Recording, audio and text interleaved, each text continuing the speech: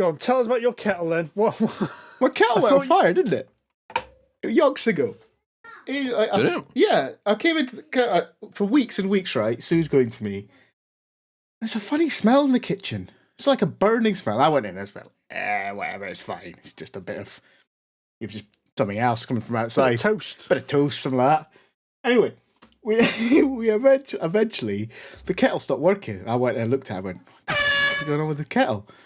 Took it out, plug out the wall, and somehow the plug had been arcing across the live and neutral pins, and it basically melted the plug. Right? So, well, kettle got slung, right? But so since that kettle, that internet Wi-Fi enabled cyber invasion kind of vulnerability I had in my house, that got slung in the bin, and I never replaced it. I replaced it with a pot on the cooker. Because it was honestly because you've got an induction, haven't you? So it's, tell you what, it's the future, boys. It's like a 3 kilowatt kettle, back that 20 kilowatts of induction power. That's what you want. That's the way to boil water. It's brilliant. I've got more worktop space. I've got faster boiling water. It's magical. The benefits are endless. Mate, I've almost considered buying one of those stovetop olden days kettles, right? And then I stopped myself going, nah, that's just going to hog space on the stove. Sod that, stick with a pan. So I've stuck with a pan. It's a life changer, boys. Absolute life changer. Welcome to Middle Age with Polyhedron Collider.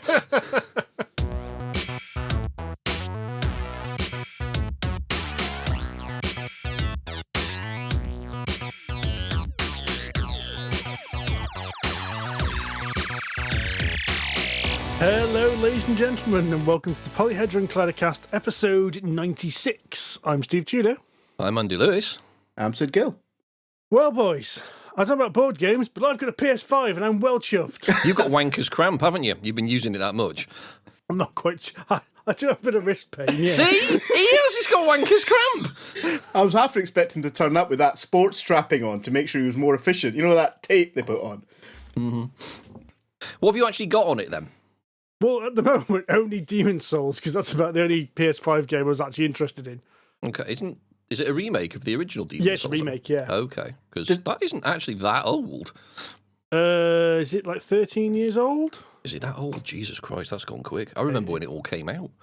I think the original Demon's Souls, was like... Because that was the one that started it all, wasn't it? Yeah, it wasn't very well available in this country. It was... apparently it was quite hard to get hold of outside of Japan. Right. 2009, I apologise, not... Bloody hell, that's still 12 years. Yeah. I feel quite old now. It's easy to do when you look at video games. Because you seem to think, oh, that's only a couple of years ago that came out. Oh, no. No. Syndicate, I've been playing that. Like the original, not the shitty 2016 remake. That doesn't exist. Stop talking about that one. No, never happened. There's only two Syndicate games. There's the Bullfrog one, and that's the only one we talk about. Bullfrog, 1993. That was only 5 years ago. Yeah, that was just last week, that. Back in the days when Curly Whirlies were the right size. Yes, and Toblerones and Mars bars. Yeah, that's it. None of this shrinkflation or whatever. And a Big Mac was the size of the Leaning Tower of Pisa. And you never got one. But then, yes, they did the Syndicate walls, and then... what was it called? Satellite Rain was kind of a reimagining of it a few years ago, done on Kickstarter, which is pretty bloody good, actually. I played through that last year. Is it worth playing then, is it? Yeah, it's really good. It's slightly different in the mechanics and the idea of it. So in the original Syndicate, like, you have upgrades and cybernetics and stuff, whereas in this one, you have kind of genetic rebuilding. So essentially, you're almost immortal. So to upgrade your agent, you basically capture the DNA of other people and kind of splice it with your own. So you gain like a 5% in strength or a 4% in agility or whatever, just by basically hoovering up everybody else's DNA. But it kind of works in a similar sort of way, and you have like 4 different people in your team who are sort of specialists in like sniping and infiltration and thuggery and things like that. But it's very, very cool, and the graphics are fun. I wouldn't say they're cartoony, but they're quite bright and flashy. But there's a lot of stealth focus on it, and it's multi-faceted, so there's different ways of doing it. It's kind of like Deus Ex in a bit of a way. And so there's multiple ways to do the level depending on what skills you use. So definitely worth trying out. You can get it on Steam and stuff. So That's pretty cool. It is a good game, actually. It feels like Syndicate, which is nice. So definitely worth buying. It also says here, Steve, that you are basically no Percy thrower. I am definitely no Percy thrower, no. So, in the last episode, we mentioned how Board and Dice had sent me some magic beans. Last time on Polyhedron Collider. Which they sent me as part of their marketing for Escape Tale's Children of Wyrmwood, which is their new Escape Tales game, which I still haven't got a chance to play, but I'm hoping to play it before the next episode, actually. I was told that growing these beans had something to do with some kind of puzzle that needed to be solved, and it was sent to various other people. I know Suzanne off the Dice Tower got some magic beans. I know that Watch It Played got some magic beans. I also know that I had one of the best results in that I managed to grow one of them. Whoa, really? So none of you can actually solve this puzzle then?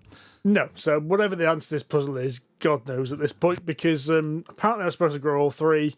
One of them has grown brilliantly. One of them showed promise and then has done nothing, and the other one has actually gone mouldy and I think is now decomposing in the plant pot. What if it was supposed to do that, though? Oh.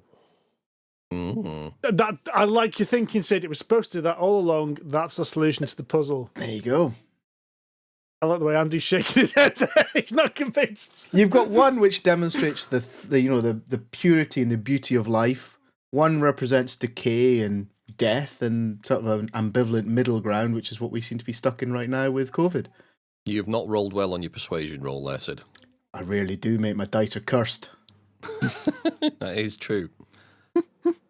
I'm not convinced. Well, that's what I'm going to say that to Philip. Board and Dice, I'm going to get in touch with him and say, well, we've solved it. Sid solved it. That's the solution. Where do we go from here? And I bet you he's just going to laugh at me. God loves a trier. Someone has to.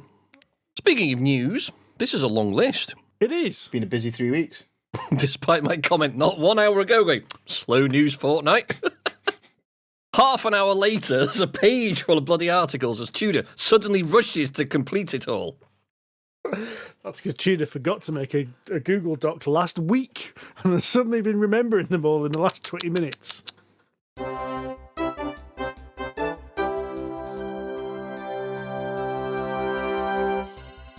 Yes, so one thing that caught my eye, and I think Steve's as well, actually, is Bloodstone, a recent Kickstarter, was cancelled.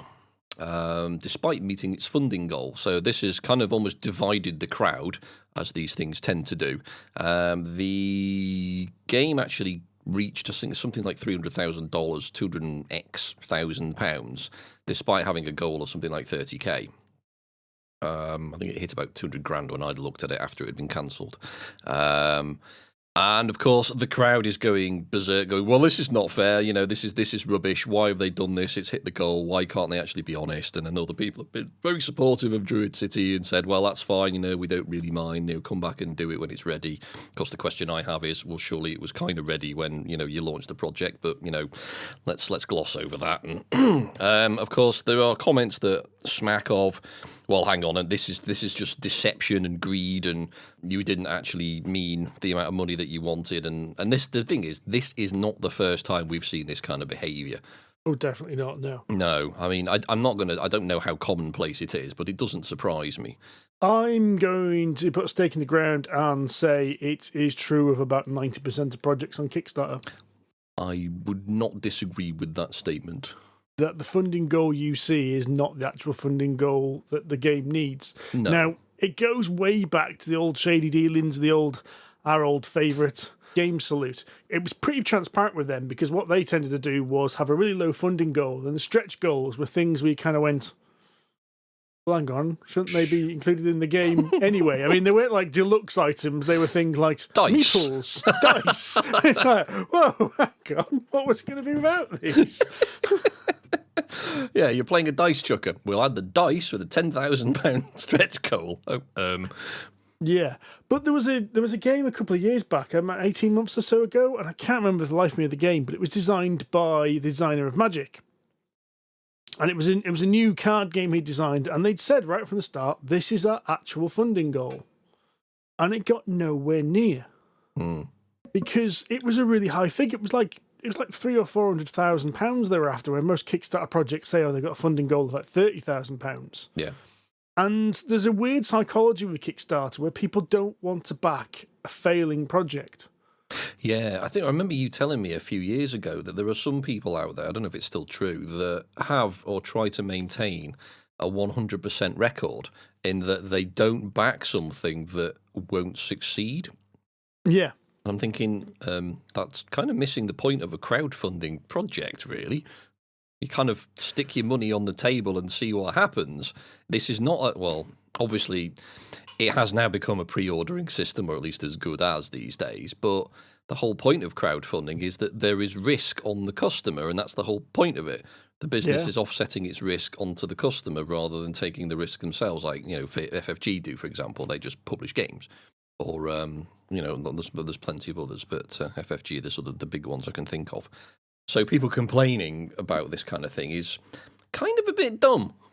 Yeah, it's a weird one. There's a lot of psychology, the marketing psychology side of it, and I think Kickstarter has evolved a lot since we even started running this podcast. Things have changed quite drastically over time, and the numbers are getting bigger as well. It used to be that to fund a game, you want like 500 backers. I remember years ago, before we started the podcast, a campaign that had 500 backers was considered like really successful. Oh yeah. Now you're looking at, well, hang on, you need 1,000 backers, you need 2,000 backers before you meet your not your funding goal, but before it's successful. I mean, Bloodstone had 2,695 backers. That's a lot of backers. Cancelled. That's a lot of backers.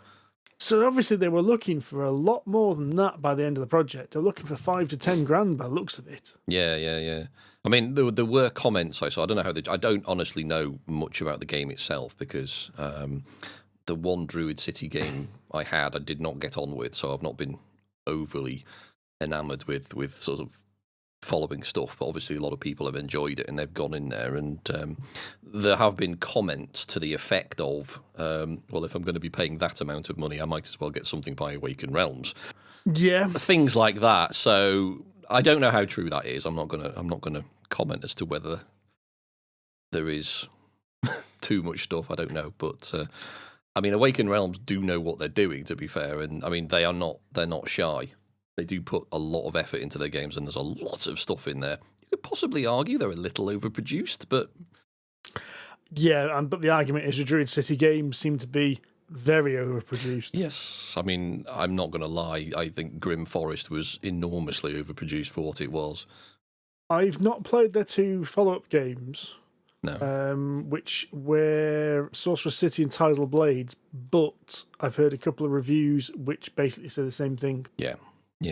So, I mean, Grim Forest was how do we put it? It was a 20 quid game in a 60 quid box, basically. Yeah. Yeah. I mean, it looked lovely, but most of it was completely unnecessary. So, at least with things like, I mean, okay, we whinge at, people whinge at Simon and to some extent Awaken Realms as well. But to be fair, I think at those, a lot of the extra pimp is definitely add-on material. So you're kind of going in with your eyes open if you pay for it, rather than, you are paying 400 quid for stuff that you don't need. Whereas I've gone in, paid similar amounts of money for similar games and gone, yeah, I know I don't need it, but I want it, and that's fine. A couple of weeks back, blimey, it must be probably a couple of months back, we mentioned how there was a bit of an argy-bargy about the Dragonlance books and Wizards of the Coast. I remember there's like 2 lawsuits in the space of a week or something. Yeah, there was. Well, that lawsuit mysteriously vanished. It was withdrawn. And all of a sudden, Margaret Weiss and Tracy Hickman, writers of the original Dragonlance novels, announce that they are actually publishing these new books. Didn't we predict something like this? Like, it'll go quiet and they'll reach some kind of settlement and there'll be some argy-bargy in the background, and oh, lo and behold, here it is. More or less, yeah. Which lends a bit of credence to our also idea at the time that what's happened is a new chap's come in at Wizards of the Coast and gone, right, cancel everything. I want to reorganise and renegotiate every single contract. That's it, yes. It's almost like one of our number works in court every now and again and knows how the legal system works. I wish I knew. I should point out that is their employment, not because they're in trouble. That's an important legal disclaimer. It is indeed, yes. We are trustworthy. Or at least one of us is. One of us is. But I'll let everybody decide. That's a fun game for the audience. Which one of us it is? Does John and Rory count in that? They're not here. No, they don't. They're exempt from disparaging comments. Well, apart from us. From us, they're fair game from us.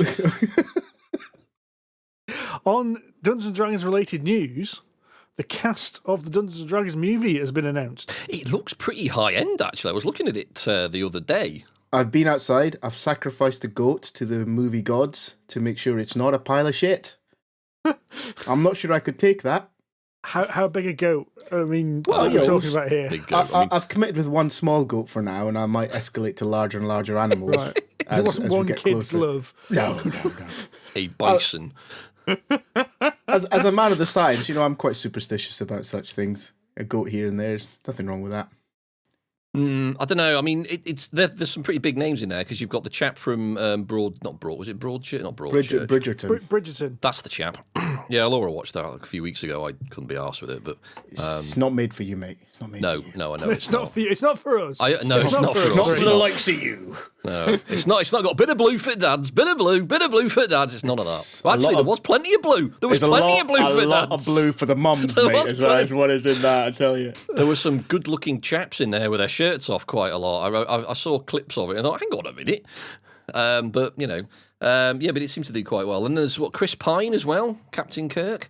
Yeah. Although, don't get me started on the new Star Trek films because they're all dog shit. No.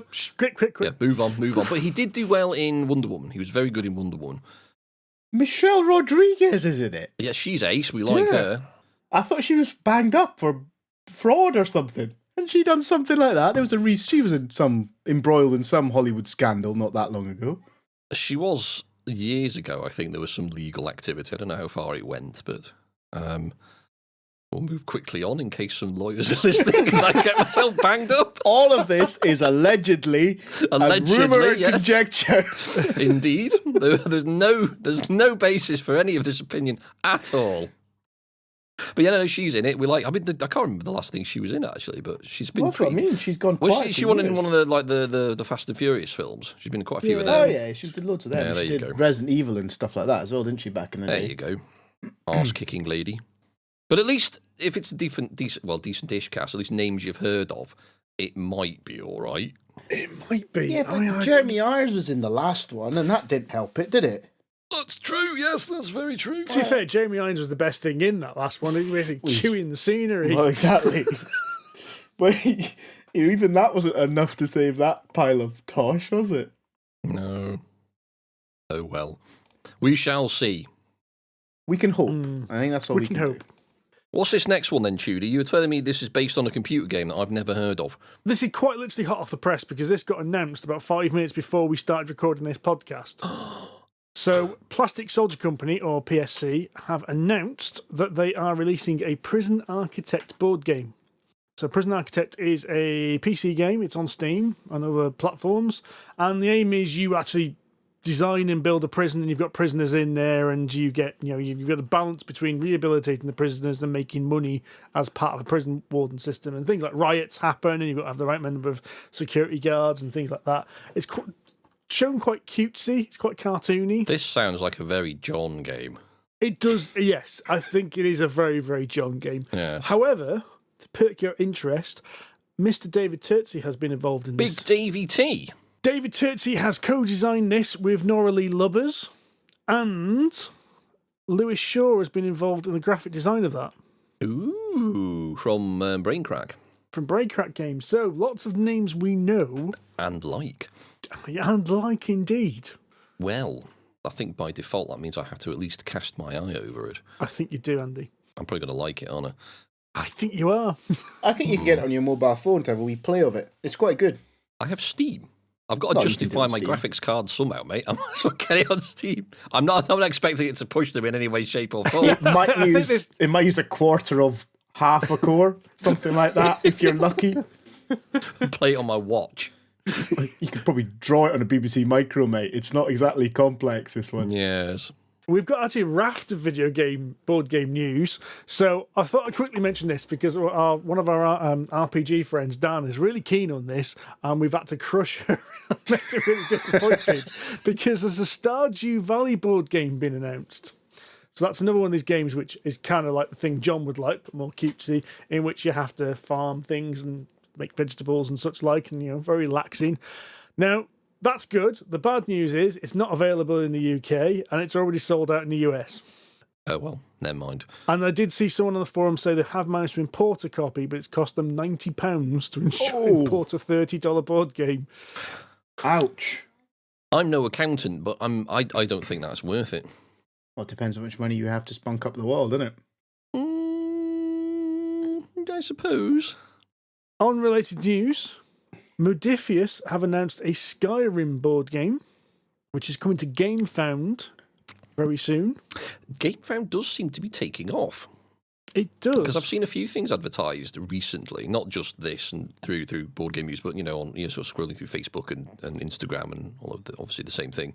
I get adverts for various games and stuff. So now on GameFound. Now I'm thinking, hang on, wow, that's taken off since ISS Vanguard kicked it all off, and AW are backing it essentially, aren't they? It's their little platform. I think they're financially backing it. Yeah, because the Kingdom Rush Kickstarter's on there at the moment as well.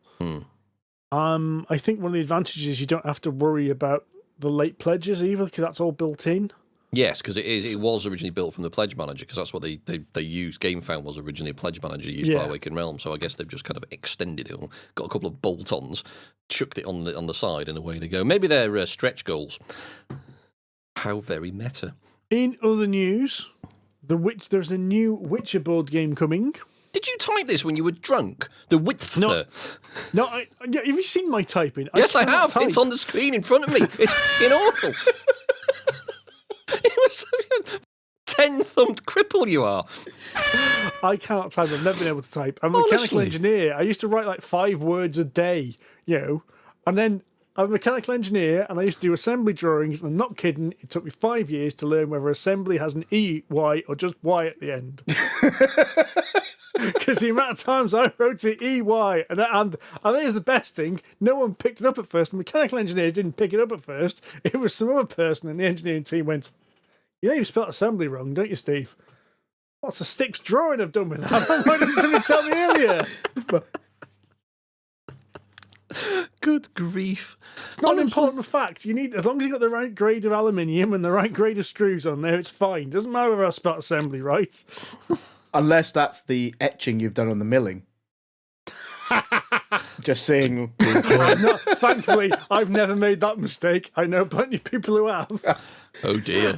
Had their really expensive prototype made, £400 worth of machining, laser etched on the side, and they've misspelt the laser etching.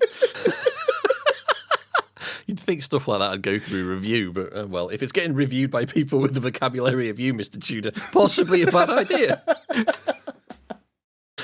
Oh, God. That's what, three typos in as many lines. You must have fingers like pig's tits, you. Jesus. He's got one further down as well. The next line, in fact. He has as well. Yeah, but that word's in German, so I would have forgotten that. I don't know how to spell that. God almighty, Tudor. Anyway, there's a Witcher board game. It's coming soon. It's set as a prequel. You all are in Witcher schools. There's multiple witches. It looks like scary monsters. It looks cool. Is it going to be like Harry Potter? You're all in school and you've all got different powers. You watch next week's spelling. Next week's news will include a spelling board game, especially for Mr. Tudor, coming to Kickstarter soon. What we need to do, speaking of computer games, is get him. Board games. We should get him the Typing of the Dead. That was like, do you remember House of the Dead, the sort of shooty thing that we had at when we were students, like the shooty arcade game that you had the physical gun and the big screen and stuff. Oh, the knockoff Time Crisis. Yeah, that's it. Yes. House of the Dead, and there's like 3 or 4 of the bloody things. I got quite good at it. Not that I had a misspent university career or anything, but I think there was one called The Typing of the Dead, where basically in order to shoot the bad guys, you had to type words. It's like word on the screen. You have to type really quickly. I think we should get Tudor that. It'd be dead in 4 minutes. 4 minutes? I'm quite impressed with your confidence in me, Andy. Yeah. The problem is, Andy, right? And I wouldn't be much far behind him because I need to have Clippy behind me to do my spell check for him. Hey! Hey, it looks like you're shooting a zombie horde. Do you want some help?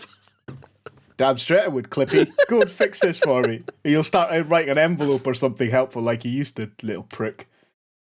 Oh, goodness me. Witchable game. And then, yes, well, moving on to Steve's fourth spelling mistake. Achtung Cthulhu, the D20 game. 2D20 game, rather. Presumably from Modiphius?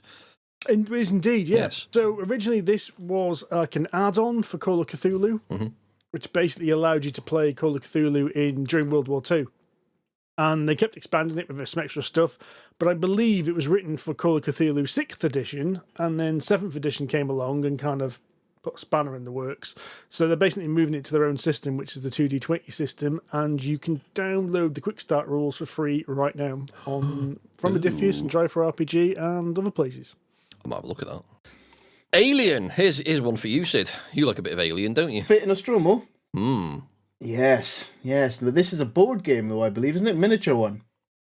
It is indeed. Is this by the same people who have done Glorious Day in the Core? No, it's not. This is quite interesting. This is a completely different company, completely different set of designers, all sorts going on. Ooh. Do tell. It's actually by Ravensburger, which is quite confusing to me because they tend to do the kind of family-friendly, kind of entry-level style board games. Yes. They're on a bit of a roll, though, at the moment, because they've done all the Back to the Future game. They've done... didn't they do Jaws, or was that somebody else? Yeah, they did Jaws, yeah. So, and they've all been well received. So I don't know who's taken over at Ravensburger, but whoever it is on a bit of a winner at the minute. Well, it's because he spotted the demand. COVID has pushed it right through the roof. Which is why I don't understand this one. Because Jaws and Back to the Futures and that were family friendly. This... I wouldn't exactly say it was family friendly. No, Someone Jaws gets is eaten friendly. on the back of a boat. It's Dan Schneider. Rob Schneider, even. Rob Schneider, he's family friendly. He was a pilot of Sequest. Jaws is terrifying. It's a horror film. It's a 70s horror film. It was not for families. You're getting a guy soft, got you disemboweled on the back of a boat. Look, you're just going soft. Look, what you do When with I your was a family, kid- Jesus, I dread to think the horrors that Jai has suffered at your hand. Well, he if you watches- think Jaws is family friendly. Good grief. Do you think Saw, then, is basically Sunday afternoon viewing with Grandma and Auntie Mavis? Well, I might skip a few bits, it's... But okay, all right, fair enough. Come on. That's quite a strong emotional response there, Andy. I need to snap this stuff down. Smack it. No, you're Nip wrong. it in the bud. Exactly. But yeah, Alien, not exactly family friendly, but No, I guess, absolutely, that's what I'm saying. Exactly the what I'm saying. facehuggers could be kind of cutesified, I guess. Or is this just an effort to allow Junior to get get back at Dad? It does look nice, though. It does look nice. Get back on point. It does look nice. But there's quite a lot of Alien. There's another PC game or console game coming out of Alien was announced today as well. Firestorm or whatever it's called. That just Fire Team. Yeah, I think that just got announced today as well. Yeah. I wasn't sure about that. It looked like a bit of a Left 4 Dead game with aliens. Yeah, I'm not sure. And it looked pretty, but I wasn't quite sure if the gameplay looked like it was up to much. Right. Okay. But it's only just been announced today, and that's a very early teaser on it. So. I never played Left 4 Dead. Never. I've never played it either. No. Yeah, nor me. Because that was after the time I decided, no, I'm not playing online anymore because online gamers are a bunch of wankers and I can't be arsed. It's just basically a shower of hooting dickholes. I played a lot of Counter-Strike and Unreal Tournament back in the day, but after that, nah. Fnatic 5 Solutions are looking for beta testers for their new downtime manager. You can go to fnatic5s.com. Now, what this is supposed to be designed for D&D, and it's supposed to handle everything in between your sessions of D&D. So as soon as you finish the session, you log into your downtime manager and you do all your things like shopping, take that out of the bloody session, and leveling up and, crafting and all that kind of thing. So when you actually get to the game, you can do all the heroic stuff, rather than role play a trip to Tesco. I don't know. Sometimes you need that trip to Tesco's. No, just not to in the unwind a game. You little don't. No, because the game, the GM just sits there with his thumb up his arse for 2.5 hours while you lot thumb through the bloody rulebook and go, that sword looks nice. Can we have that for 50 gold? No, you can't. The shop's shut. Now, fuck off. Oh, there's so much. I'm going to write that down for next time I'm playing with you. Make sure you shop wherever you possibly can. I'm gonna basically next time we have a shopping trip, I'm literally just gonna close every shop. There's been shipping container loss. Everything's too expensive to ship. Borders are closed. There's no goods. Get out. Can we not just bring click and collect in? Isn't that what this downtime manager is?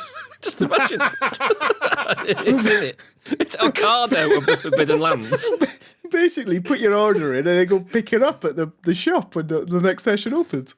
Well, why not? You know, Forgotten Realms and Sword Coast has already got the Argos catalogue under a different name, so why not? Yeah. They'll have drones next, little baby pseudo dragons dropping things off. It's not a bad shout, actually. So quickly round up the other news. These are we put these two at the end.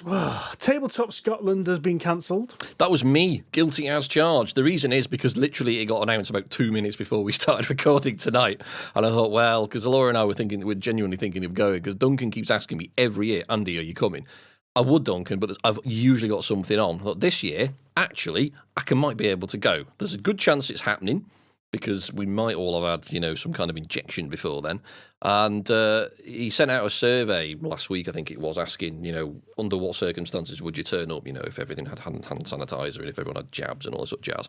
But it turns out, no, the actual centre in which the convention is held is being used as a jab injection kind of centre hub. So he's bailed on the whole idea. So never mind. Problem goes away. Bit of a shame, really. I was quite looking forward to it, but such is life. Apparently, Metal Gear Solid has been cancelled. It's a bit late for that. It's been out a while. No, the board game. There's a board game? Well, no, there isn't. That's no, there's not anymore, no. It was actually on our preview episode like 2 years ago.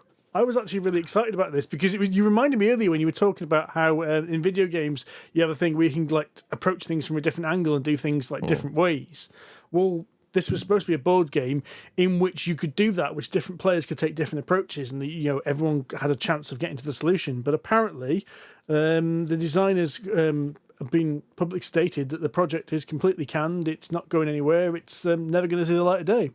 That's a shame. I wonder if it had something to do with IP ownership. Well, they'd been advertising it, and it was, all in line with Konami, and they had all the rights right from the start. So all I can think of is something isn't working with it, or it's not financially viable to make, or something like that. I don't know. Yeah, possibly. It just seems a bit weird that we've mentioned all these video game inspired board games coming out, and then this one, which I was excited about 2 years ago, it's like all of a sudden, it's not happening. Shame. I think I vaguely remember you mentioning it now, and we were quite excited, because you could crawl through ducts or sneak behind boxes, and then you get the guard with the exclamation mark above his head. I forgot about that guy. It's like Commandos all over again, where you've got the ropey little sweepy arc things that turn different colours. You can see their line of sight, and don't leave tracks in the snow and all this sort of stuff. Oh, great game, Commandos. Bloody hard, though. Yeah. Good, though. Yes, very good. That's the end of the news. That was quite a big news desk. That was a big news desk. Quite a week, Andy, wasn't it? Quiet. Very quiet. Right, should we talk about some games? I introduced Sid to some online games this last week. We did. Went through our Steam collection, had a look at all these things we bought on Humble Bundle, found out what we actually had installed between the three of us, because it was me, Sid and Derek, and we decided we have a game of Smallworld, which I own a physical copy of, and I think we might have mentioned on this podcast about 4 years ago. So it feels like episode 3 or something daft like that. Yeah, I remember you mentioning it, and there was another game just like it that's been reskinned or something, or was going to be. There is a reskin available called Small World of Warcraft. That's the chap, yes. It's a Warcraft version. I keep meaning to look at it to see if the races are actually different or if it is just a reskin. But yeah, Sid. Yes. What did you think? I really enjoyed it. You know what it is? It's like a Sunday afternoon. I fancied a bit of gaming, something nice and simple, easy to digest, colourful. It ticked all the boxes I wanted, and it was clever enough that we played 3, maybe 4 games of it. And each one played out differently, and each one I learned something different. I really, I'm for the few pence I paid for it, which it felt like it was worth every one of them and more, because each time we went through it, the combinations of races, because you can combine the races with the kind of talents or whatever the right terminology is. I think they call them powers. Powers, yeah, and that just gave you such a variety of different combos to play on. How'd you play? What's it about? I know nothing about it. Smallworld is basically an area control game, so it's basically like a war game, and in fact, it's actually based on like an old Civilizations inspired game. So what you're doing is just expanding your tokens and trying to claim as much of the board as possible, and you get victory points for each section of the board you control at the end of your turn. So points-wise, it's actually really simple. Compared to a lot of games we've been talking about over the last 18 months, it feels almost comically simple. The way in which it works is you select a race from a set, and these sets have got two things combined, a power and a race. And they're basically two stacks of cards when you play in a physical game, two sets of tokens. So you mix them, you lay them all out, and they're different heights, so it doesn't matter what happens, you always end up with a different combination of them.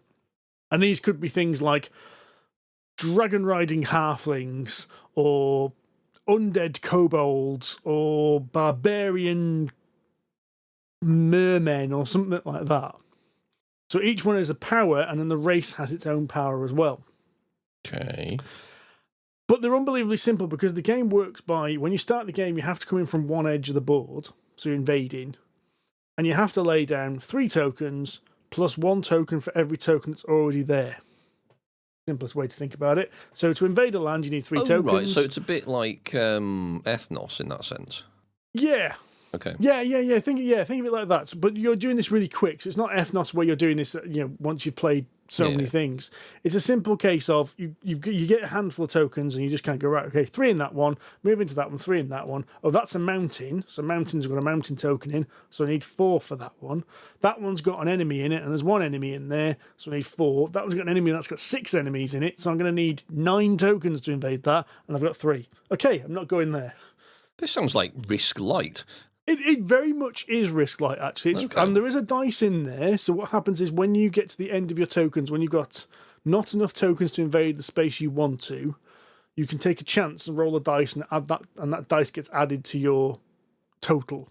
But if you don't have enough to go where you want to go, you've got to go back and put it into a space where you've already invaded. And then what happens is, after so many turns, you'll find it's getting more and more difficult to actually expand, because you're being spread thinner and thinner and thinner, because you've only got so many tokens, and your tokens is set by your combination of power and race. So you can go into decline, which basically you flip all the tokens over, and they've got like a grey side, and you miss your turn. And the next turn, you go get another race combination. But all these tokens remain on the board until they get wiped out. Oh. Either by yourself or by other players. So the idea is there's this whole thing of getting the strategy of how to expand quick enough, getting the right combination of powers and race in order to, take advantage of what's on the board at the moment, and then knowing exactly when to take that punt and going into decline. Because if you do it too early, you're not going to expand enough. If you do it too late, you're going to be too thin and you're going to be on the back foot. Okay, so you get to keep the area that you've already expanded into, even if that race has gone into decline. So it's almost like a new civilization taking over the remnants of the old one. Exactly that, okay, yeah. Right. So I think the game is actually based on, I can't remember the name of it now, but it was a civilizations-based game where you had like Romans and Greeks and things like that. Oh, was it like Age of Empires or Call to Power or something like that? It was that kind of theming, but it was exactly the same game apparently, and they were like mountain climbing Greeks or something like that. I've only ever seen some pictures of it. I've never played it. Okay, interesting. I like the sound of it. It was good fun. You should play it. It is very, very simple though. It was very, very easy. It took took us about a couple of rounds to get into it, and I think by the end of the first full game, I felt like I knew what to do. And that because I've played 3 different races by then or something, in the space of 10 rounds, you've had quite a few different combos to play with. And it was, sometimes simple's good.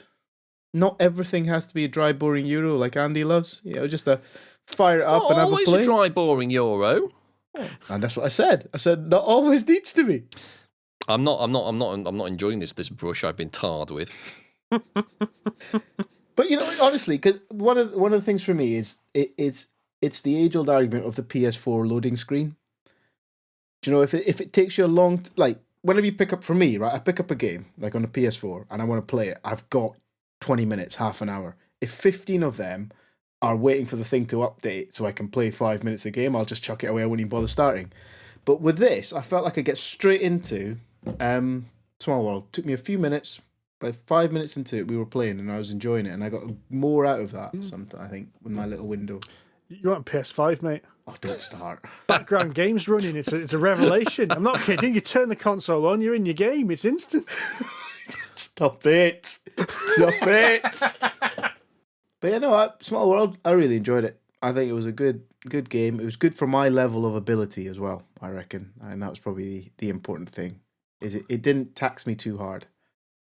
No, I find it's also a really good game to teach. I find that one because there's not much to it. You know, you explain the 3 plus the number of tokens that are already there, and then it's when people start going, well, what do the strongholds do? Well, what's a stronghold? Well, it's a token. There we go. Add the number of tokens. That's how many you need plus 3. Yeah. Oh, right. You know, easy enough. Yeah. I mean, it's really a clever system because they could have not bothered putting the tokens on the mountains, for instance. And the first time you play it, you're setting up and going, why am I putting a token on every mountain space? Because the token is the picture of the mountain, which is going on top of the mountain. So it feels like, well, why do I need to do that? But so you remember. It's so you remember. So every single token on there counts for something. Makes sense. I will have to play it. I do have it. I did get it through the Humble Bundle. I just, yes, the day you played it, I was suffering from inebriation withdrawal. Inebriation withdrawal? Yeah, we should have just taken my advice for that. Topped it up and you would have been fine. I was hanging, mate. I was not well. So no, I touched the old pink eye, was it? It was pink vomit, actually, the following day. It turns out 2 bottles of wine is not good for Andy. Well, it's probably very good for you at the time. It was the next day. I enjoyed myself. Yeah. I was yeah. Let's move on. That was a bad week. That was a bad day. So we played that on Steam. So the version is available. I mean, it's about 4 or 5 years old, that version of the game, and I think actually it includes a few of the expansions as well. It doesn't include the Underworld version because Smallworld came out. They brought out some expansions, and they brought out this Expandalone, which was like an Underworld and an Underdark version. So it had loads of Underdark races and again silly cartoonified ones. But I don't think they included that in the digital version, which is a little bit disappointing, I think. But and apparently you can merge the two together if you want to have a massive game. Ooh. I think that's an interesting point, actually. The size of the map for it, the size of the area you played on, I thought was really well judged. Yeah. Because Yeah, if you play the physical game, you actually get 4 boards. Oh, Jesus. Right. Okay. One for 2, 3, 4, and 5 players, I think it is. So the board is perfectly scaled. No matter how many players you play with, the board is perfectly scaled for the number of players. That's so really that within a turn, you're at each other's necks, basically. You get 1 turn's grace to get the concept, and then you're knocking on the next person's door, and it's like, I've got to make an enemy now. I can't just sit here and go, no, it's fine, I can gather these victory points. No, I need to go start smacking that person. Oh, shit. Yeah, you can't do that because you just run out of space, especially if you've got one in decline and one expanding, because you don't want to touch what you've got in decline. You want to keep hold of them because that gets you the points. So you've got to expand somewhere else, which means, you're pushing on someone. And it's really quite clever in that. Sorry, Andy. No, it's okay. I can't remember what I was going to say this. It's a bit like it's kind of an uncomfortably small map in like a bit like the Hiroshima Hex. Yeah, just like that. Yeah, and the other cool thing is you don't know what everyone's score is as you're playing, but you do know how many points everyone's getting at the end of each round. So you top them up and go, "Oh, right, Sid, you've got 12 points." And everyone goes, 12? He's broken the double digits. How do you do that? Right. Well, let's knock him off that peg. Exactly, yeah. It's very short-term memoryism. Yeah, what's it called? Munchkin syndrome. Yeah, but you don't know who's in the lead. You just because all the scores are actually secret. So you know how many points people are getting round to round, but you don't know how many. You know, as you said, if you've got short-term memory, you just go after the person who's last scored the most points, rather than trying to. I mean, there's going to be people there who can do the mental arithmetic that I can't. That go, well, this person's on this much and this person's on this much, but. Interesting, and it is very colourful. I have seen it. It's I've not very played nice. it yet. It's a kind of game that, having now played it, I would probably entertain buying a physical copy to play with Sue. And possibly when he's a little bit bigger and can actually, it'd be a good learning game for maths. Yeah. For like counting the tiles on the box or on each step and things. So, a few years' time. Well, it's funny you should say that, because this is what I think the second digital game that Asmodee Days of Wonder did. After Ticket to Ride. Ticket to Ride. Yeah. And they said that when they released the digital version of Ticket to Ride, their physical copy sales spiked. Yeah. For that exact same thing that, everyone was saying, oh no, making them digital reduces sales. And Days of Wonder went, no. Everyone started buying physical copies because they learnt the rules as well. They didn't have to teach themselves how to play there. Well, yeah, you can sit. I can sit here on my own. I can play against an AI. I can learn the basics, and then I can go and teach it to somebody else. It's easier. It breaks that. It breaks that learning curve down a little bit. Mm-hmm. And you played the Exit games at Christmas. Just before Christmas, in fact, I think it was Lidl. Actually, had a load of the Exit games in. Oh. Yes, it was. And my sister went and bought all of them for me for Christmas, partly due to her boyfriend working for Lidl. So I think she got the old staff discount on that as well. Nice. But I won't hold that against her. And it was half term last week. So Amanda was off, I took some time off, and we basically burnt through all 3 of these Exit games. Nice. So we did the Mysterious Museum, the Sunken Treasure, and the Abandoned Cabin.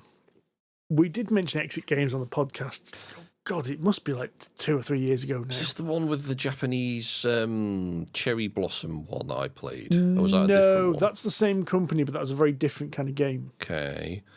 So the Exit games are simply escape rooms in a box. Right. They're designed very much on the escape room experience. They've got some kind of silly theme that ties all the puzzles together. And, the Mysterious Museum is you exploring a museum. Sunken Treasure is you exploring a wreck at the bottom of the ocean, that kind of thing. And the way they all work is you get a code wheel, which is, like Dial-A-Pirate. Oh, yeah. Which has got little codes on it. Now, some of them have just got numbers. Some of them have got little iconography. Some of them have got iconography and colours and numbers. And then you need a telephone app, or you can use a laptop if you've got a computer. And it's a combination of 3 things. So the computer is really just doing the timing. But what you're doing is you type it, you dial in the code you think the answer is. That'll direct you to an answer deck of cards, which will then show you an image and go, well, which puzzle are you trying to solve?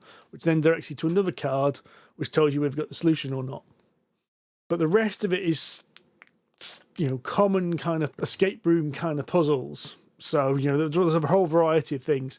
So once you've done them, you're not going to do them again, but you're also not going to do them again because you have to interact with these little booklets and cards.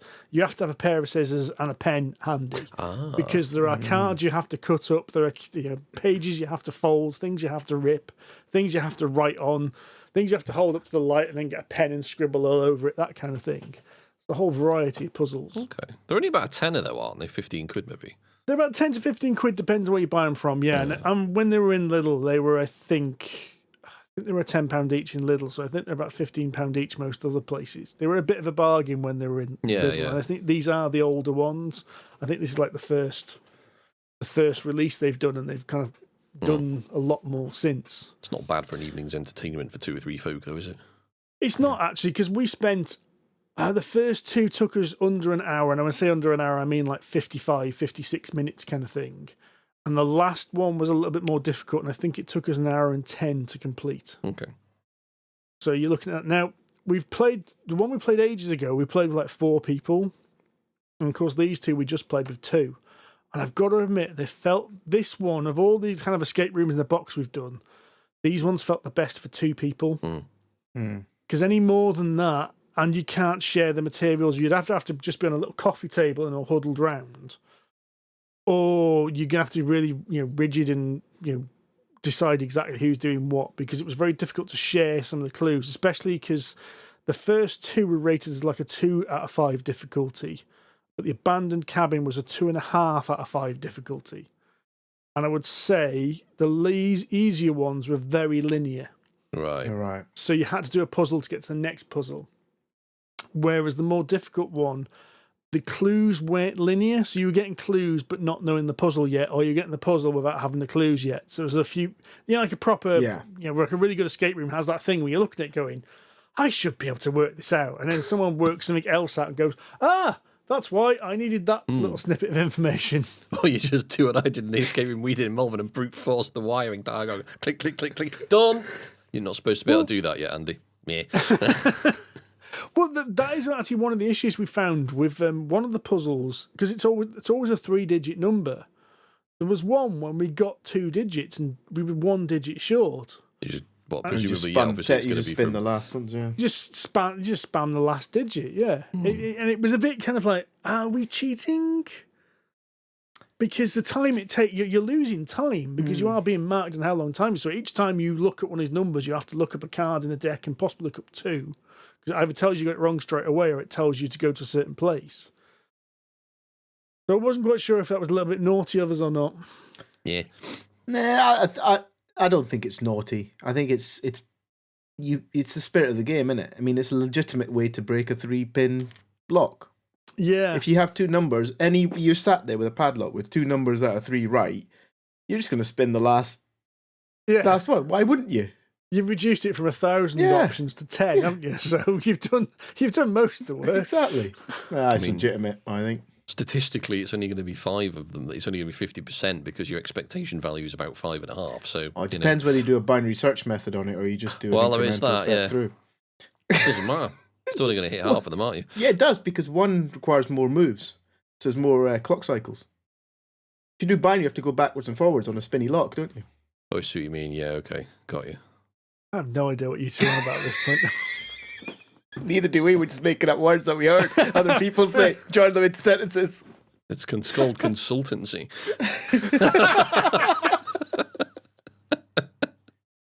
We'll send you the bill in the post. Yep. That's the final lesson. £500 just for that gem of information right there. If you would like to know what to do with this information, that will be another contract that we'll hold you to in the future. So they were good then? Yes, they are, yeah. And to be fair, we looked into them and said, like, we need to get some more, but we need to get some more difficult ones. Because I think we scored like 10 out of 10, 9 out of 10, and then the last one, like 7 out of 10. Mm. And 7 out of 10 was still that's still pretty good, to be fair. So I think we need to just stretch to one of the more difficult ones and see what they're like. Because they go up to 5 stars, so... How many of them are there now? There must be quite a few. About 16 different ones they've got out at the moment. Okay. I'm pretty sure of it. Nice. And then they've got another range, which I keep meaning to look at, which is subtly different, because the exit is the main range. Is it entrance? Is that the other range? Oh, dear. So I was going to buy these at Christmas, and do you know what held me off it? And I'm still not sure whether I've made my peace with it or not, is the fact that you can play them only once. Ah, yes. We had this discussion years ago. Slightly narks me. Because what I'd want, I mean, all right, I'll play it once, but then I want to reset it, and then I can give it to somebody else. But if I've cut something up or, shredded the bit of clue or something, I don't know how I feel about it. The legacy game argument, yes. Yeah, I know what you mean, Sid, but I made my peace with it. As long as it's recyclable, I'm on the bus. Oh, yeah, it's 100% recyclable. It's all card. We're golden. That's all right then. I have made my peace with it and decided that, the enjoyment you get out of it, and there are people I know, I've seen online, that have tried to make these replayable. So they've gone in and they've scanned things and photocopied things or refused to cut things and trace things when it comes to it. It's just that's not the spirit of it, Don't be so goddamn tight. It's not the money. It's just more about... one of the joys with anything I find is once you've finished with it, like a book or something, you can pass it to a pal to read. But obviously this, you couldn't ever do that. Almost like pass it around, so they play it and then they put it back and send it on to the next person. It's not the money. It's. I think you're right, Steve. I think it's about you get your value of it. You've got your money's worth out of it. You've played it, and then you could recommend it to somebody else because the price point is not a lot, really. Yeah. That's what I mean. For an evening's entertainment for, 2 or 3 folk, it's cheaper than a movie. It's cheaper than a lot of things, to be honest. It's cheaper than, 10 quid or whatever it was is not a lot of cash. Now, this is Exit, which is the Kosmos games. Now, one of the advantages, I think, of this system is because you cut things up and fold things and that, is the level of puzzles you get. There are a couple of puzzles where, like, we didn't get at first until Amanda realised you had to cut something off something. Because it was like, oh, well, you know, they should be able to do this like this. And then all of a sudden it's like, oh no, we cut that section off. And all of a sudden it's like, whoa, okay, we've got it now. A different type of puzzle game, which there's a huge amount of these as well, is oh god, are they called Escape? Which is the Asmodee ones. Are you meaning the Unlock ones? Unlock, that's the one I'm thinking of, yeah. So Unlock are similar. Oh, and Sid's got the Star Wars Unlock. Oh, hello. Yes, on my desk, still in shrink. Ooh. So that's a very similar thing. And they are reusable because you don't destroy anything. You've got lots of puzzles there, and that is all done by the phone. You have to. There's a mobile app you have to plug in your answers to, and it tells you if you've got it right or not. They're reusable, but they have to be slightly different. I'm not going to say less inventive, but differently inventive with the way the puzzles are done. Well, yeah, in order to be resettable, that you can, like you said, you can. I think that's an important thing. I think that does make the puzzle more interesting, more challenging if you're having to kind of origami a piece of paper, or, like you said, what if you cut the wrong bit off, though? Or the wrong card? Then you're humped. Then you have to try and stick it back together. I don't want to give it away, because if I give it away, it's a spoiler. Yeah, no, that's fair enough. But the way you looked at it, you went, oh yeah, you're supposed to cut that off. Yeah. So, yeah, but I never thought about that. Yeah, what happens if you get it wrong? Yes. Cut the wrong thing. I think we should get Sid to play a legacy game, like a proper one. Get him over that. Oh, it's nasty to cut things up hump. Once you pass that, once you've torn your first card up in Pandemic, you're over it. Okay, fair enough. But we'd have to buy a whole new copy of the game to try that, wouldn't we? Because you've probably ripped yours up. Yes. Yeah. Mm-hmm. I've still never finished playing that, you know. You should. It's worth it. It's really good. Apparently so.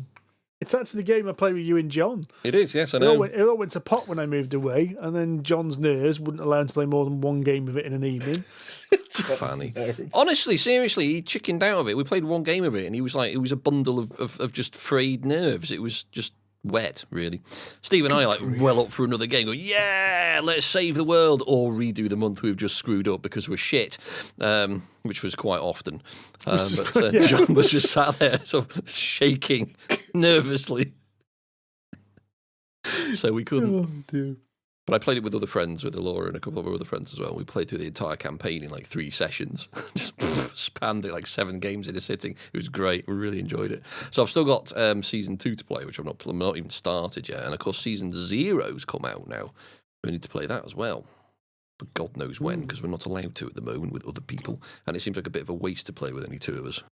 Well, as you two have been having some fun in the background without me, I have been having my own breed of fun as well.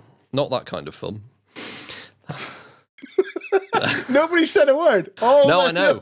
I'm just preempting everyone's. I see what I'm doing is basically using this to fill the sheep. He's thought of it. Dirty.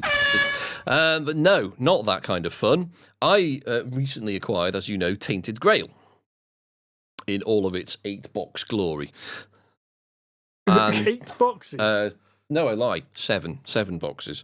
What the difference? Yeah, 4 of which are just miniatures. And of course, Tainted Grail's been out for a year or so now, I think, give or take. But Wave 2 has recently just completed shipping, or is currently, in the process of, finally getting to the corners of the earth, given the current conditions. And I bought mine from a very nice chap on one of the board game groups on Facebook. So all above board, all kind of non-contact before anyone starts worrying I'm spreading disease. We didn't touch each other. In fact, we made no contact whatsoever. It was good. It was all literally from the back of a car in the car park behind Starbucks just outside Tewkesbury. It looked like proper dodgy dealing. Board game trading has gone underground. But anyway, you'll be in the local rag as some shifty guys offloading. Totally, yeah. Especially because we both had masks on as well. It looked properly dodgy. Somebody were reviewing the security tapes on that and going, what the hell's going on here? A huge, great box full of stuff. Yeah. 25 kilos of smack. Kind of smack, yeah. In fact, to be honest, smack's probably cheaper. But, so I've got Tainted Grail, and I have been playing through it for the last few weeks, sort of on and off. And for those of you who don't know, it's Awaken Realms. So obviously lots of lovely miniatures and things like that. It's a story-based game around the King Arthur, Knights of the Round Table, all that sort of jazz. But it's a very twisted version of it. So the idea is that whilst you are running around Avalon, obviously, and the area around sort of Camelot with the Knights of the Round Table, you are basically a nobody. You know, you're not one of the knights. You are not somebody of distinction. Basically, the weirdness, which is spelled W-Y-R-D-ness or weirdness, some overarching dark looming terror is sort of taking over the land, and the source of sort of light that kept this weirdness at bay, called these menhirs, these big sort of weird ass statues you've probably seen in a lot of the blurb. They're really tall miniatures there. These statues that held this sort of magical things, held the weirdness at bay, have started to fade. So it is up to a bunch of people to try and sort of leave the village and go and work out why and what can be done about it, yada, yada, yada. Except the bunch of heroes that left your village have all disappeared and gone mad, and it's now down to you. Either, a blacksmith or a ranger or whatever. Basically, the dregs of the village now are wandering around trying to work out what the hell's going on. So, yeah, you are literally a nobody, so you're not a great hero. There's something wrong with you. You've got like a weird affliction of some description. Either you go mad easily, or you've got a wound that nobody really knows how you got, or so something bad. And it's a story-based game. So if you played Stuffed Fables, for example, it's a very similar game to that. So, in fact, I think the best way to describe it is a cross between the fighting fantasy books, where you're outside the dungeon. Do you say hello to the knight? Turn to page 121, or do you go round the back to try and find another way in? Turn to 604. You died. No, I didn't. So it's a bit like that. And there's actually quite a good feeling of Forbidden Lands in there as well, because it is brutally hard. So, and it's, of course, very story-driven. It's massively branching as well. I can't say too much because I'll ruin a lot of it. I won't go into any of the detail. But essentially, you wander around and you find locations, and you have to activate these menhirs to be able to allow you to explore further. So they kind of shine the light across a small part of the landscape that allows you to explore a bit further. So then you find another menu and light that up and yada, yada, yada. But they only last a certain amount of time. So there's always a ticking clock. So you've got to get a wriggle on. And you can't do much during the day. So there's always this nice offset between a number of actions you can perform, and if you take a kicking in a fight, that reduces the number of actions you can take, and then there's madness that goes on, so if you see horrible things, then you've obviously got this to contend with as well. And then you can face beasties, and the combat system's quite interesting, so it's basically a set of cards that you're playing and combo them together, which is quite nice. And then you've got to think, well, actually, if I do that and play that, but if I can do that, I can do more damage, but then I'll take more damage myself, and there's all of this sort of tactics going on.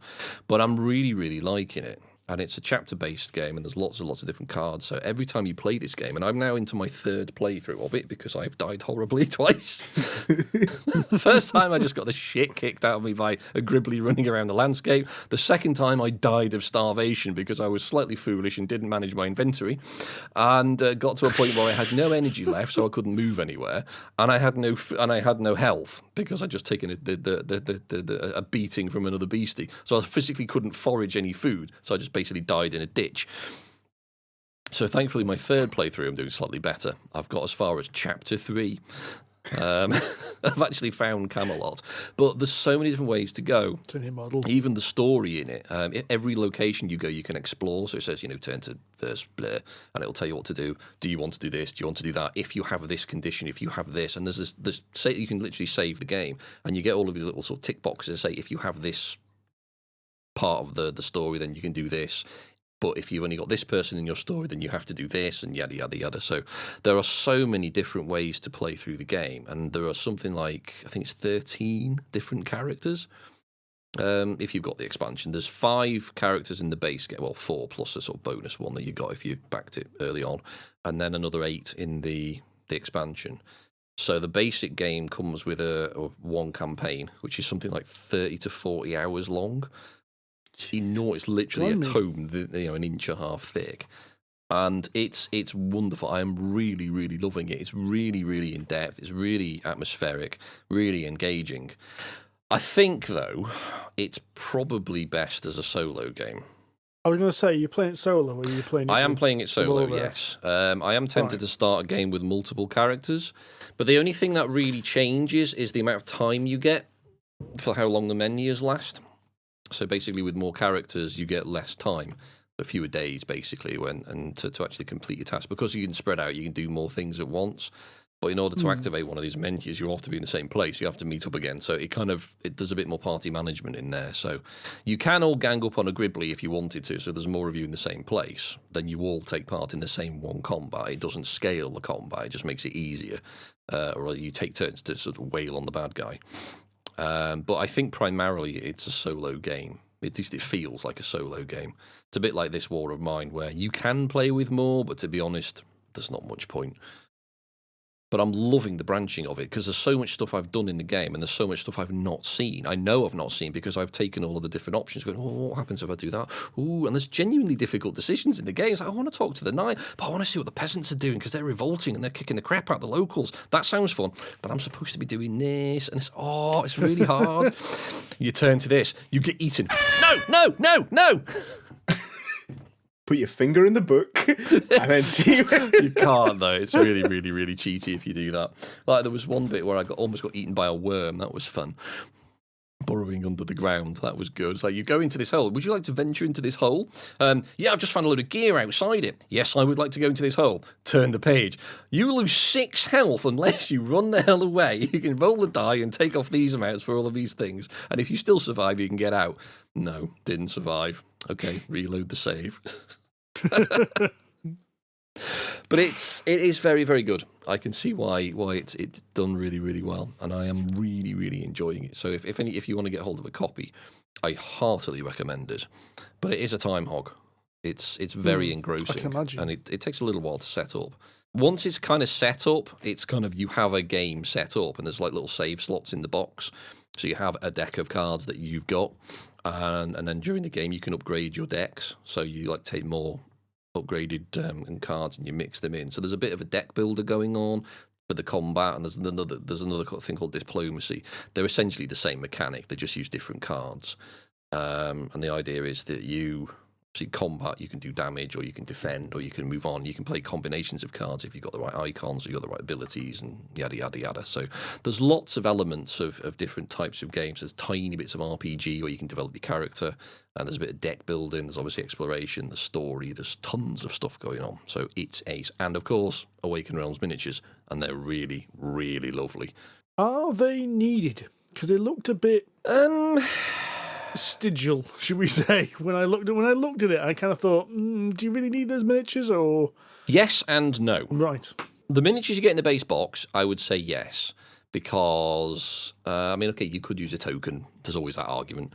Yeah. But they do serve the miniatures in the base box serve a purpose. So the 3 menus, they do serve a purpose because they are literally beacons of light that provide, that allow you to explore. And the way you have these little sort of octagonal dials that you put in the bottom of the statue, and they tick down. So they do kind of, yes, they were quite fancy, but they do serve a purpose. And then there's obviously your character miniature as well. That's kind of where it stops. So I would say they're okay. But in base box, you get the 5 player characters, you get 3 menus, and you get 1 big bad that I've yet to encounter, and that's it. There's only like 9 miniatures in the whole base box, so it's not ridiculous.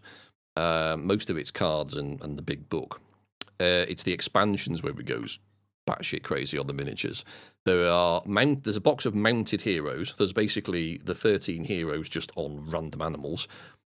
Utterly not needed. It does say you don't need this to play the game. They just look nice. And then there's 2 boxes of monsters. So again, there are cards that represent the monsters, which is what you do the battle with. But if you want to, you can put the miniatures on the map as well if you want, which kind of helps sometimes because there are some monsters that stay on the map. If you run away from them, they don't like just disappear into the wilderness. They actually start roaming the map, and you can encounter them again. So you spend the time running away from them because they're all gribblies and they can attack you. So in a way, that kind of helps. But again, it could just be a token, and you could just use a dial to represent it. So again, it is pimp. It's Awaken Realms. Come on, that's what they do. But the miniatures really are quite lovely. So yes, it's kind of mostly not needed, but some of them are quite useful. But there are 2 more expansions as well. There's like the stretch goals box that you get if you back the campaign, which has got 2 more campaigns in it, each one easily as large as the base campaign. And then there's a second expansion called Red Death, nice and friendly, which has another campaign in it. So there's a lot of game there, a lot of game for your money. Interesting. Now, what I'm interested in is they've done a digital version of this game, but I don't think it's a one-to-one conversion, is it? No. It's like a game inspired by Tainted Grail. Yes. But I've also heard that they are bringing out an actual digital version of this game. They are, yes. I'm intrigued because I can't honestly see me owning this because I want to play it, don't get me wrong. I really, really want to play it. You have sold it to me, Andy. But I don't want to spend that money, and I'm still terrible at playing solo games. I can't quite get myself to play a solo game. I don't know what it is. I think you will enjoy this because it's not like a sort of regular solo board game. Because it is a story, then you are taking part in it. It is literally like more like a computer game in a way. In that you're the one player going through the story. Yes, okay, it's more faffy than a computer game, obviously, because all you're doing the heavy lifting, whereas the computer's usually doing it. In terms of the video games, I have got the existing one, and I thought, I'll get it because it's £12 or something, and I thought I'd play it. Yes, it is different. The combat system's different, not massively, but different enough. I've only played it for about half an hour, so I can't comment on it too much. I basically got to the point where you're actually given a physical body, which is like 2 minutes into the game. It's still tutorialing me. But there is, as you say, Steve, there is going to be a full-size game of The Fall of Avalon, which is the board game. I don't know when it's out. I think it's March, April this year. It's not far away. I have pre-ordered it. Oh, I okay. think, actually, if I remember rightly, it's on a 20% discount if you order it on Steam now for a pre-release copy. So if you want it, I would get it now. It's about £12, I think, at the moment. Oh, okay. See, that intrigues me. You've sold it to me, right? But I'm not paying the money for it, and I don't want the faff. I don't want to set it up. I don't want it to be around when the boys are around. None of that works for me. It's an impossible way to play a game. But the way you've described it, to me, feels like it would morph very well to the computer. Yes, I think it would because the computer would do all the sort of the book turning and all of the storytelling sort of side of things. You go somewhere and it will say, "Would you want to do A, B, C, or D?" So it'll do the branching story quite easily.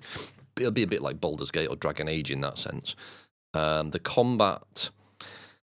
That would be interesting, but again, I don't see why it wouldn't work because you just have a deck of cards that you know, and then you could add to those cards, and every time you do add to it, it would be, from a random That'd choice. be like Slay the Spire or something like that. Yeah. I mean, it would easily translate to a computer game. I don't see why not, and it would be, as you say, Sid, less faffy. So, if you don't want to do the board game because you've got, a young person running around, and if you leave this set up, it's not going to be set up for very long, then the computer game's probably where you're going to get the value. And if it's on Steam at the moment, then I think you'd do well to get it, to be honest. If I had that, right, set up, ready to play, 2 things would happen. The miniatures would disappear and be replaced with Lego bricks and dinosaurs and other bits of early learning center crap, right? And I might as well just not have bothered. I just see the big A1 print of the map, right? And I can just put my random shit on it. Pepper pot over here, tomato sauce, dinosaur. I think your copy looks bloody gorgeous. I mean, don't get me wrong, it looks absolutely spectacular, but it's just impractical as fuck for me. But it is. There's a way to play it a different way. from what you've described, it sounds like something I could very much enjoy.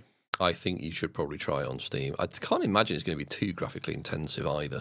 I mean, it won't be ugly, but I don't think it's going to be AAA demanding. I mean, you say the thing is, you say I could play it and leave it, and I have set it up on our dining table here and left it. But I've come down in the morning, and Kipling has decided he has this thing about just sleeping in the middle of board games. He'll just literally ponder across the middle of a game that we're playing at the time and just sleep. Just meatballs and dice everywhere. So you've got to kind of watch him. You can see his legs just start to drop. You're like, whoop, no, scoop him up, out the way. But yeah, I've come back in the morning, and the map cards, these huge, great sort of oversized cards that you put down to make the map, as you discover it, they're just everywhere. The menus have fallen over. You're like, oh, Jesus, Kip, I don't even know what numbers those dials were on now. I've got to kind of try and remember roughly what that was on. It's close enough. So yeah, if you have a sealed vault, perfect. Any kind of disruption, no, put it away. But it does have a save system, so there's like literally on the back of the sheet, on your character sheet, you can write down what you have, and you literally save every aspect of the game really, really easily. So you can just pack it away into the box and just get it out again whenever you need to. So it's not that bad. It doesn't need to be set up for the 40 hours of gameplay that you need. So you can sort of save it at the end of each chapter, or pretty much whenever you like. So which is quite good. Oh, sounds like good fun. Damn it, I want to play this now. When COVID's finished, you have Steve, really sold it. You've sold it well. It's Well, awesome. this is it. And what's annoying is I know that Mr. Jonathan Cage currently has one of these. Still, I reckon the box is still sealed. I mean, I don't mean like the board game box in its cellophane. I mean the packaging box. You mean the shipping crate? I think the shipping crate it came in is still sealed. You're probably right. I think what you need to do right. is do some kind of midnight charge across the driveway and just sort of break into him, into his house while he's asleep, lift it. I don't think he'd notice. You could play the game. You could play it, put it back again. He would never know. No. I don't think he would notice either at all at this point in time. No. You could have it for 6 months and he wouldn't notice until he listened to this podcast. Then he'd be like, hang on a minute. You go downstairs and check. So you've got basically a week from now. But genuinely, I love it. It is brilliant. I mean, I remember the look on your face when I introduced you to Too Many Bones, Steve. Oh, yeah. Yeah, and I said, you're really enjoying this, aren't you? He says, yeah. The look on his face, it's like that. It's got that lovely random story. Well, I say random. It's got that lovely discovery story element to it. Lots of fantastic player decisions that affect the way the game travel and the way the game goes. It's awesome. I do love Too Many Bones. I just wish that the game was easy to just pick up, because the problem with Too Many Bones is it's been like about 9 months in between me playing it, and then I pick it up and try and look at that quick reference sheet, and it's like, what? It's Hey? not quick. How's this work? The rule book's terrible. Every time I play it, I'm still thinking, how do I do this again? Where is it in the rule book? Oh, no, it's not that bit. There it is in somewhere that you And I wouldn't fall for the same mistake every time. He's like, oh, let's pick a character that looks cool. So I pick the inventor guy because he looks really cool, and then find out he's the most complicated character there is. Like, no, let's put that back in the box. Here is the Let's find the fighter. basic. Here's the tank. You have him. It's the tank, yes. Hit things with big sticks. That's your job. Attack, yes. Yes.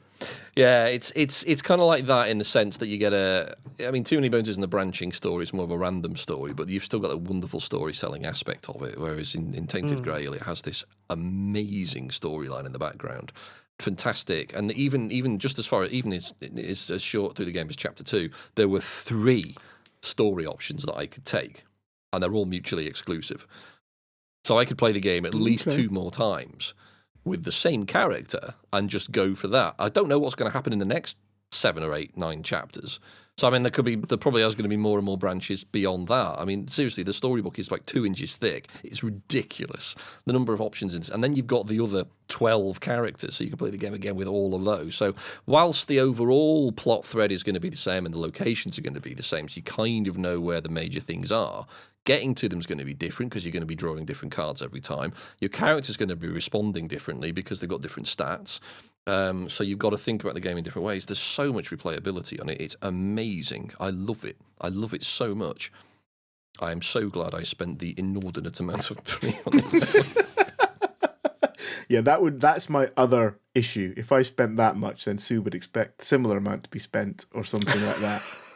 and I don't think I can afford. That's a hell of a handbag, mate. I'll tell you.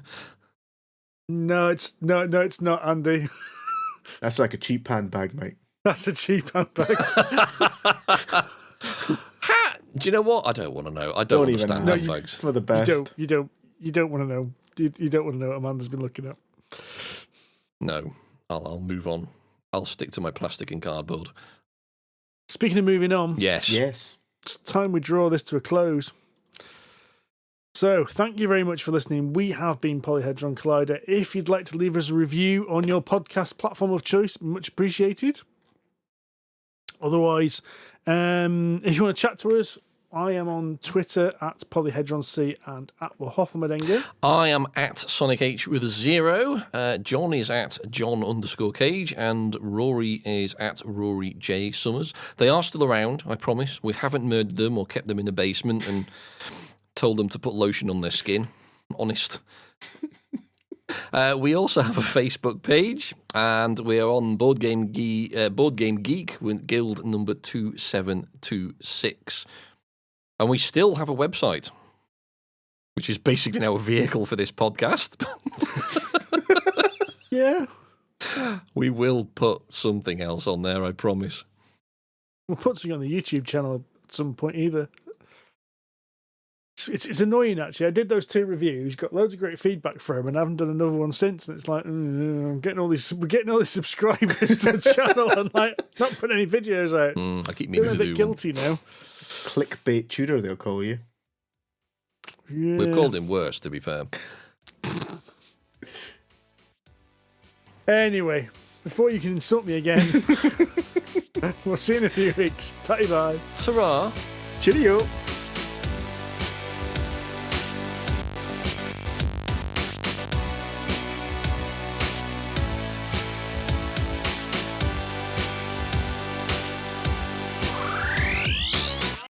Let me finish me Kit Kat, hang on. I can finish your kit. Oh, I've got some chocolate shortbread. Oh, yeah. At some point, we'll start recording tonight. Once tea's made, snacks have been eaten. We are I've forgot me genuinely... pack of Garibaldi. Should I go and get them? Ooh, I do like a Garibaldi. So do I, actually. You know, one of my favourite biscuits, actually, are those squashed fly ones. You know those fruit Oh, the shortcakes? Garibaldis, No, they're yeah. not Garibaldis. What they are? No, fruit Fly shortcake or graveyards. something like that. No, that fly graveyard's a different thing. That's got pastry and stuff on Garibaldi? it. That's not a No. Garibaldi. I'm not. I don't. It is! Look it up! I have to look it up now. Garibaldi. Garibaldi. It's like those flat rectangular affairs with lots of currants in. They look like fly graveyards. Wasn't It's like Gari- fly paper. It Dried wasn't- fly paper. Wasn't Garibaldi the guy in Babylon 5? He may have had the same name. He was the security guard, wasn't he? Oh, yeah, okay, all right. That's not what I'm talking about at all. Fruit shortcakes, I think they're called. Yeah, that's the boys. Oh, there we go. Yeah, I've had them. They're nice. Okay, this right. This Here we go. shouldn't reflect upon me as a person, right? But it will. I've just typed in fruit shortcake biscuits into Google, right? And on the right-hand side in the ads, I've got Duncan Dickey's shortbread biscuits. There you go. You get ads? Apparently, I've got ads. I don't know how, given I've got ad blockers and all sorts. It's like the Google sponsored shit, innit? Ann Summers, £5. £5 for a bunch of shortbread dicks. Oh, you mean penises? I thought this was some kind of Scottish slang. No. Genuine Actual cocks. cock and balls. Oh, wow, nice. From Ann's... hang on a minute. Have you got screen No, shooting don't set send up? it to us. We don't want it. No, you No, do want, don't you want pollute this. our PCs You want- with your you want filth. this. You want this. Hang on. No, I'll send you no, a I picture. can assure you we do not want it. This is gold, mate. 3 for 2 and edible This is where gifts as well. spam comes from. Shit like this. I know. I won't send you the link. That's polluted me already. But I'll send you the a snapshot. Jesus Christ. They're outstanding. I'm gonna mind her. I'm gonna go down rabbit hole. 3 for 2 edible gifts. Oh, God, I don't Curiously think I want enough, the same effect would on them would be on if you did this if you dunked those into your hot tea as to your own dick as well. Oh, It would flip shrivel it. and fall apart. You know when you wish you hadn't clicked something, right? So, I'm now faced with jelly boobs, gummy cock rings, cola cocks, candy cocks, and chocolate willies. No sparkly butt plugs though. Oh, and jelly willies. Oh, it's quite a range. Ann Summers now stocks. It's impressive. Right, okay. Can we just move this? Well, at least we found the low point of the podcast before we've even started, so, it can only go up from here. I don't know how I'm going to edit this together. Just got the beginning and the end. Do I just put it in the middle and just go with it? I don't know what I'm doing anymore. I don't know where you're going to do with that, but it was Good luck. God bless is all I can say. God bless the good ship Polyhedron Collider and all who sail in her.